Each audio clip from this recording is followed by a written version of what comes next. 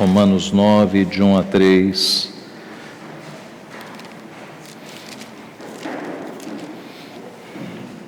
Diz assim: a santa, eterna, infalível Palavra de Deus. Digo a verdade em Cristo, não minto, testemunhando comigo no Espírito Santo a minha própria consciência. Tenho grande tristeza, incessante dor no coração, porque eu mesmo desejaria ser anátema, separado de Cristo, por amor de meus irmãos, meus compatriotas, segundo a carne. Até aqui a leitura da Palavra de Deus. O tema da mensagem desta manhã é sentimentos para com os que não têm Deus no coração. Sentimentos para com os que não têm Deus no coração. Vamos orar. Pai Santo, Deus bendito, te louvamos, Pai, o privilégio que Tu nos dás de, na Tua presença, ler a Tua Palavra e agora, Pai, sermos instruídos por ela. Nós reconhecemos a nossa limitação, a nossa deficiência, tanto de quem fala como de quem ouve. A Tua Palavra é sublime, é alta demais por vezes para nós. Por isso, nós pedimos mais uma vez o auxílio do Teu Santo Espírito a iluminar a nossa mente, o nosso coração, para que sejamos instruídos pelo Senhor, guiados pelo Senhor, e que aqueles pecados, Pai, que temos cometido sejam agora revelados, e que a instrução que nós precisamos para guiar a nossa vida seja anunciada, a fim, Pai, de que nós estejamos na Tua vontade. Abençoa-nos, portanto, Pai, nós precisamos do Senhor, precisamos do auxílio do Teu Santo Espírito. Guarda a nossa mente para que ela esteja agora apenas na Tua Palavra, ó Pai. Fique conosco, abençoa-nos, é o que nós pedimos em nome de Jesus. Amém.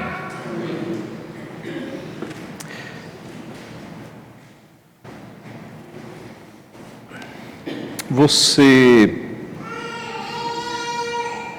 tem uma noção, um cálculo de quantas pessoas você já evangelizou na vida? Ou quantas pessoas vieram para Cristo, vieram para a igreja por sua causa? Seja porque você falou de Cristo, seja porque você trouxe a igreja e a pessoa está aqui, ou está em outra igreja até hoje, seja porque você indicou um local, indicou uma igreja e a pessoa está firme. Você tem ideia de como você já foi instrumento de Deus para a salvação de alguma pessoa ou de algumas pessoas? Você já pensou nisso? Você costuma falar de Jesus durante a semana, quando você tem alguma oportunidade? Quando alguém se aproxima de você, começa a conversar, ou quando alguém te procura para buscar conselhos, você entra em Cristo, você fala de Cristo, você tem usado as oportunidades para dar Bíblias, mini-Bíblias, folhetos, para convidar pessoas à igreja. Eu tenho um vizinho crente, e alguns dos irmãos devem conhecê-lo, porque em cultos lá em casa ele já esteve, que ele usa a sua vida, a sua profissão, com esse estilo de vida de pregação do Evangelho. Então, um dia desses ele estava me contando que lá na empresa dele, ele tem uma pequena empresa, ele tem feito agora pelas quintas de manhã, ele reúne os funcionários e faz um culto. E a maioria dos funcionários é de pessoas não crentes. Depois, em outra ocasião, ele me disse que ele tem convidado pessoas para, na casa dele, na quarta noite, ele junta lá um monte de conhecidos que ele vai fazendo na vida, não crentes, para na quarta-feira à noite fazer uma reunião na casa dele e pregar o Evangelho. E ele estava todo empolgado, porque toda quarta-feira ele tem feito isso. Em outra ocasião, ele me falou que não sei se é na sexta de manhã ou no sábado de manhã, ele visita uma casa de recuperação de drogados no bairro e ele vai lá para pregar o Evangelho. E ele não é pastor, não é presbítero, é um crente. É um crente levando o Evangelho às pessoas, compartilhando do Evangelho. Alguém já disse, se eu não me engano, foi Charles Spurgeon, o pregador batista, que o Evangelho, a pregação do Evangelho é mais ou menos análogo, parecido com aquele mendigo que encontrou o pão e ele conta para os outros onde tem pão. É mais ou menos isso. Nós que encontramos a salvação em Cristo, nós vamos contar às outras pessoas onde está essa salvação em Cristo. Então, isso, meus irmãos, deve estar na nossa mente, no nosso radar, a nossa vida como uma prática de pregação do Evangelho. O nosso texto aqui, neste trecho da carta de Paulo aos Romanos, Paulo está falando sobre os sentimentos que ele tem, olhando para os seus compatriotas, os seus conterrâneos, os judeus, os sentimentos que Paulo tem quando percebe que os seus compatriotas, na sua maioria, não aceitaram Cristo como Messias, não reconheceram Cristo como Messias. E ele vai mostrar aqui os sentimentos que ele tem ao olhar para os seus irmãos, digamos de sangue, os seus compatriotas, os sentimentos que brotam no seu coração quando ele percebe que o próprio povo de Israel, os seus próprios conterrâneos, não receberam Cristo como Messias. Em primeiro lugar, o primeiro sentimento que ele expõe aqui é grande tristeza. Veja o texto. Digo a verdade em Cristo, não minto, testemunhando comigo no Espírito Santo a minha própria consciência, tenho grande tristeza, incessante dor no coração, e segue o texto, mas o primeiro sentimento que ele tem aqui é de tristeza, tenho grande tristeza. Por quê? Na sequência o texto vai mostrar, porque os seus compatriotas, eles não acolheram a Cristo. Isso fica claro na descrição que temos do verso 4 e 5, são israelitas, pertence-lhes à adoção, e ele segue mostrando a razão desse sentimento. Depois ele vai mostrar que não há injustiça da parte de Deus, mas o sentimento daquele que olha para os seus queridos e vê que eles não estão nos caminhos de Deus, para Paulo era um sentimento de grande tristeza, e para nós também é. Quando você olha para filhos que não estão na igreja, quando você olha para irmãos seus que não estão na igreja, quando você olha para o seu pai, para a sua mãe, que eventualmente não estão nos caminhos da fé, certamente você tem tristeza. Esse era o sentimento aqui do apóstolo Paulo, ao olhar para os seus compatriotas, grande tristeza. Mas pastor, será que não há uma contradição aqui? Porque a Bíblia sempre fala em alegria. A Bíblia fala, alegrai-vos no Senhor, outra vez vos digo, alegrai-vos, regozijai-vos sempre. A vida do cristão não deve ser uma vida de alegria, não há uma contradição aqui, de forma nenhuma. A Bíblia diz que há tempo para rir e tempo para chorar. E a alegria da qual fala a Bíblia não é essa alegria fugaz que o mundo crê, que te faz ficar de sorriso de orelha a orelha todos os dias. Não é isso, meus irmãos. A alegria que nós temos é uma coisa mais profunda. É aquela certeza de que Deus está conosco, mesmo quando estamos numa cama de hospital, mesmo quando estamos desempregados, precisando de dinheiro, passando por dificuldades familiares. É uma alegria permanente, perene, é aquela certeza que mesmo em meio a lágrimas, nós temos. É uma alegria permanente. A vida cristã, aliás, contempla as duas coisas, contempla alegria e tristeza.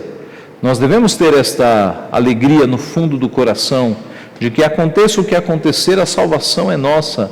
Nada pode nos separar do amor de Deus, nós já vimos isso aqui. Mas a vida cristã, ela também requer tristeza. Cristo falou: bem-aventurados os que choram, porque serão consolados. Felizes são os que choram. Os que choram pelo quê? Pelos próprios pecados. Nós devemos chorar pelos nossos próprios pecados. Felizes os que choram pelas injustiças e os pecados do mundo. As injustiças e os pecados do mundo deveriam nos fazer chorar. E às vezes fazem, não é? Cristo, ao olhar para Jerusalém, ele chorou. Poucas vezes na Escritura nós vemos Cristo chorando. Se eu não me engano, 3 vezes. E uma delas foi quando Jesus olhou para Jerusalém e disse: eu queria recolher vocês como a galinha recolhe os seus pintinhos. E Jesus chorou. Chorou em ver uma cidade tão distante dos caminhos do Pai. Então, a vida cristã não é essa ficção que as igrejas evangélicas constroem de um crente que vive sorrindo o dia inteiro. De forma nenhuma. A vida cristã, ela é de uma alegria perene, uma alegria permanente, mas ela é também de choro e de tristeza. E nós somos perseguidos por este mundo. E por vezes nós vamos sofrer e vamos chorar por causa do pecado e das consequências do pecado que afetam a nossa vida. Então Paulo aqui, quando fala que ele tem grande tristeza, ele não está negligenciando a alegria da salvação, ou colocando de lado a alegria da salvação, mas é uma tristeza piedosa, de olhar para os seus compatriotas e perceber que eles não entenderam, que eles estão longe de Jesus Cristo, o Messias. Então, este é o primeiro sentimento aqui. Nós devemos nos entristecer ao ver pessoas que estão longes, que estão distantes dos caminhos do Pai. Temos aqui uma boa oportunidade, meus irmãos, para uma autoanálise, uma autorreflexão da nossa vida. O que é que te deixa triste nesta vida? É um pneu furado que te deixa triste, um pneu furado do carro? É um não recebido na empresa? É um negócio que não foi fechado? É um não recebido na escola? O que te deixa triste nesta vida? É uma pessoa que te olhou de modo estranho e aí acabou o teu dia, você vai ficar triste o dia inteiro por causa disso? Note, sentir tristeza é normal, mas a questão é, o que te faz ficar triste? Motivos tolos, motivos bobos ou motivos sérios e importantes? Os motivos sérios e importantes são os que deveriam nos deixar tristes. As coisas banais, pneu furado, não recebido aqui e ali, isso a gente coloca de lado e segue adiante. Nós deveríamos nos entristecer por coisas mais sérias, como a que Paulo está demonstrando aqui. Uma tristeza porque pessoas estão se perdendo, porque pessoas estão longe do caminho do Senhor. Você tem se entristecido pelos que estão afastados de Deus na tua família, pelos filhos, pelos irmãos, por pai, por mãe? Você tem orado por eles? Não esmoreça, continue orando. Deus pode muita coisa, a Bíblia diz: muito pode, por sua eficácia, a súplica do justo. Mônica orou por seu filho Agostinho a vida inteira, porque Agostinho estava nas trevas da imoralidade. Deus o trouxe de novo. E tantos outros casos que nós temos até aqui na igreja, de pessoas que passaram anos e anos e anos afastados dos caminhos de Deus, e Deus os trouxe. Em algumas vezes nós temos uma mãe e um pai de joelhos. Então, não esmoreça. Continue orando pelos teus queridos e falando do Evangelho, porque Deus é misericordioso, Deus pode salvá-los. Então, o primeiro sentimento que Paulo tem aqui é grande tristeza, está no texto. Voltemos ao texto, verso 2. Tenho grande tristeza, incessante dor no coração. É o segundo sentimento, incessante dor. Então, não fosse pouco Paulo falar sobre grande tristeza, agora ele agrava para incessante dor. É certo que não é uma dor física, como de um pé que está dolorido, ou uma coluna dolorida, mas é aquela dor emocional que nós sentimos por vezes quando temos uma notícia muito ruim, quando alguém muito próximo está numa situação difícil que nós não podemos dar solução. É aquela dor emocional, é disso que Paulo está falando aqui. Ele sente essa dor no coração, essa dor na alma, de olhar para o seu povo e perceber que o seu povo está distante de Jesus Cristo. É uma dor que não cessa, incessante dor. Paulo está sempre com este pensamento na cabeça. E daí você percebe porque Paulo evangelizava tanto, né? Paulo tem as viagens missionárias expostas aqui nas entrelinhas das cartas. Paulo era alguém que não cessava de pregar o evangelho. Por exemplo, quando Paulo vai para Atenas, diz lá o texto, que durante a semana, todos os dias, ele estava na praça pregando o evangelho para os atenienses. E no sábado, ele estava na sinagoga, pregando para os judeus. As duas frentes, não é? Na praça, durante a semana, pregando para todo mundo. E no sábado, ele, como tinha sido um fariseu, ele era judeu, fariseu, né? Ele conhecia exatamente os costumes, ele tinha acesso às sinagogas e pregava Jesus como Messias nas sinagogas. Então, o estilo de vida de Paulo era evangelização, todos os dias. É aí que nós devemos copiar, é isso que nós devemos pensar, um estilo de vida de evangelização. Não precisa sair do teu emprego, pregue o evangelho no teu emprego.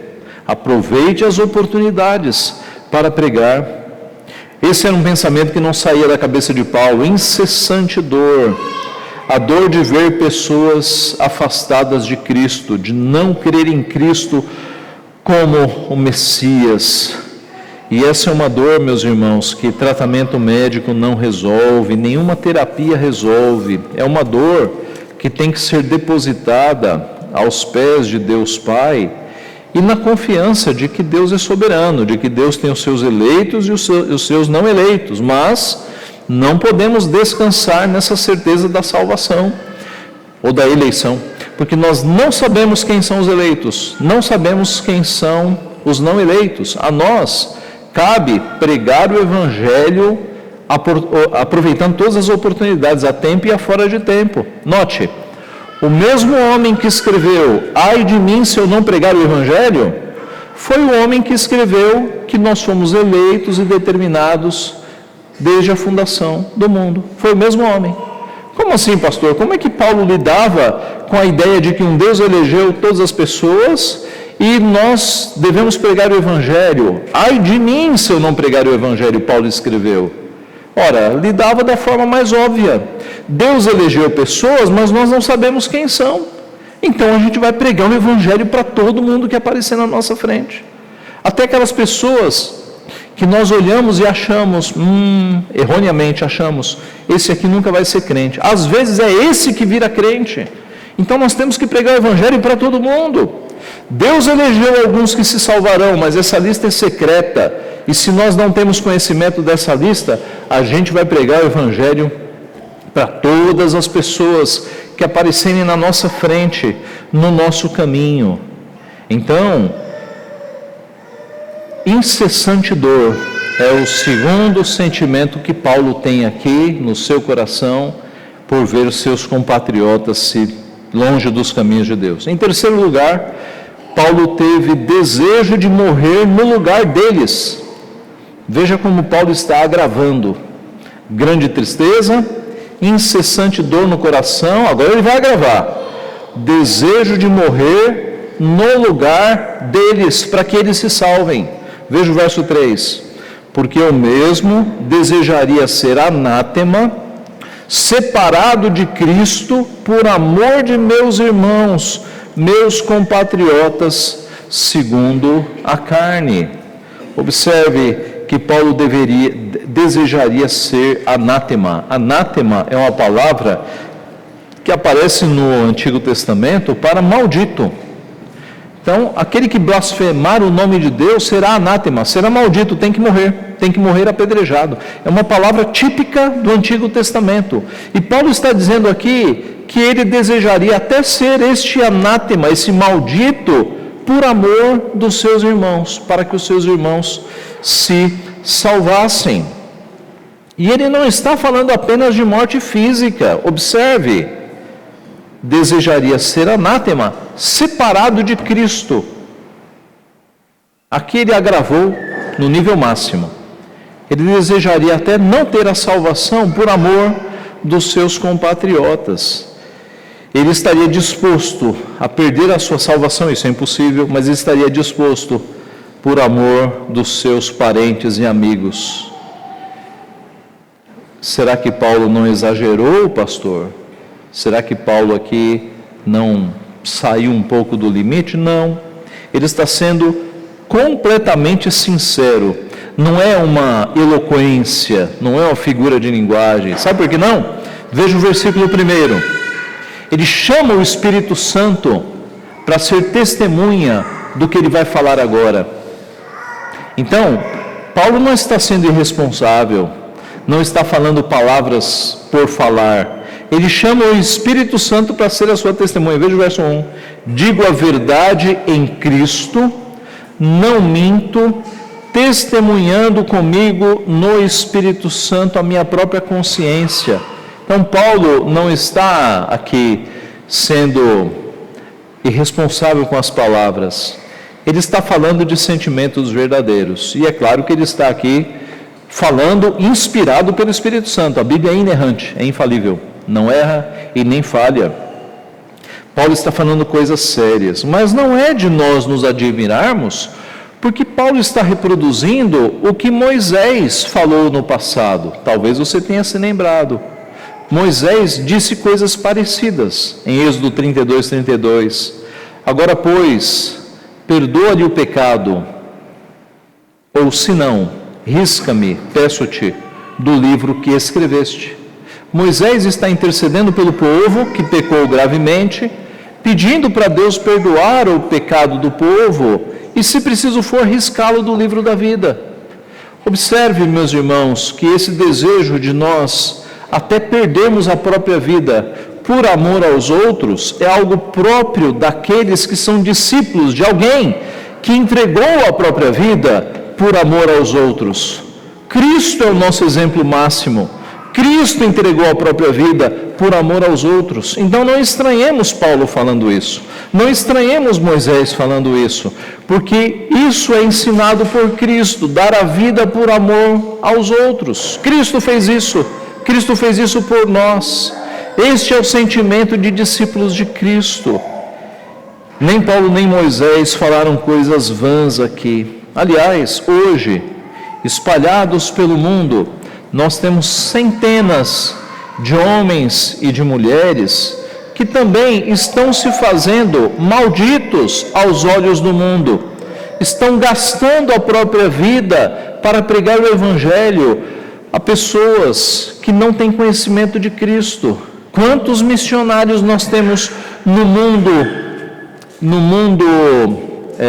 islâmico, no mundo muçulmano, que estão ali correndo risco de morte, e alguns estão morrendo, estão se tornando malditos para os povos, para pregar a sublimidade do amor de Cristo Jesus, estão entregando de fato a própria vida para morrer, para que pessoas encontrem a vida que há em Cristo Jesus.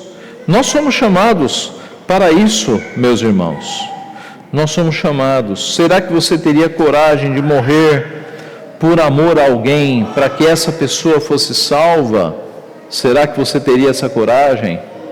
Se você respondeu sim, mas não tem falado de Cristo em tempos de paz, então há uma grande contradição. Nós estamos em tempos de paz. Nós temos liberdade para pregar o Evangelho. Ninguém aqui foi preso por entregar um folheto ainda. Ninguém aqui foi preso por entregar uma Bíblia, por convidar alguém para vir ao culto. Nós temos liberdade. Há países no mundo que você seria preso, que você é preso se você for pego falando de Cristo. Nós estamos num país com total liberdade. Então, nós podemos de fato pregar o Evangelho. E pregar o Evangelho, meus irmãos, não significa ir para o Oriente Médio, para a África, para um outro continente. Basta atravessar a rua e falar com o teu vizinho. Tem gente que quer ser missionário, quero ser missionário na África. Nunca falou com o seu vizinho sobre o Evangelho. É porque essa romantização, muitas vezes, não é? De ser missionário na África, na Índia, no Oriente. Mas e os teus vizinhos já estão plenamente evangelizados? Antes de ir para um outro país, você tem que evangelizar o seu bairro inteiro, a sua cidade. E nós temos que tratar a evangelização, meus irmãos, como um estilo de vida, aproveitando as oportunidades. Há pessoas ao nosso redor que podem ser alcançadas. Há pessoas ao nosso redor que são eleitas de Deus e você não sabe. E Deus pode te usar para salvar essas pessoas. Deus pode te usar como um instrumento nas mãos dele. Eu concluo.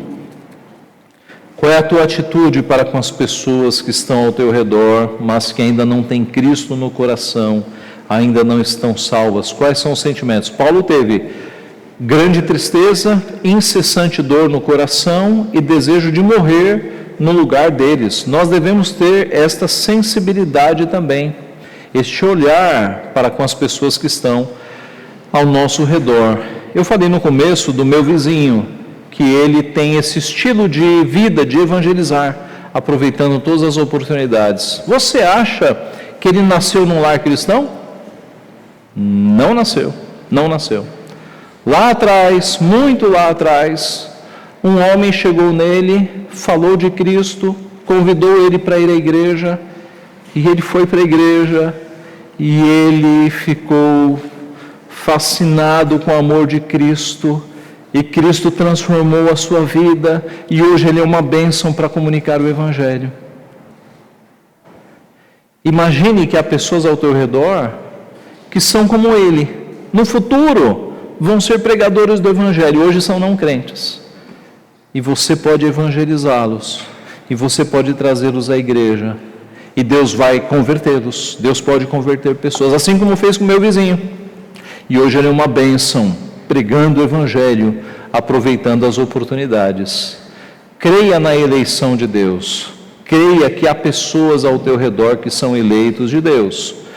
Não se parecem, porque não foram alcançados, não foram convertidos. Mas pregue o Evangelho para eles. Use as oportunidades, porque Deus pode transformar essas pessoas e pode fazer dessas pessoas bênção no seu reino. Ande sempre com algum material na sua bolsa, irmã, no seu carro, meu irmão, na sua pasta, mini-bíblias, folhetos, Bíblia, livros. Mire pessoas que estão ao teu redor, escreva o nome em alguma lista para você não se esquecer. Ore por essas pessoas e presenteie com Bíblia, com livro, convide para vir à igreja, insista, faça um plano para alcançar as pessoas que estão ao teu redor. Porque eu repito, podem ser pessoas que já foram escolhidas por Deus na eternidade e que Deus vai usar a tua vida para trazê-los à luz do Evangelho. Que Deus assim nos abençoe. Amém.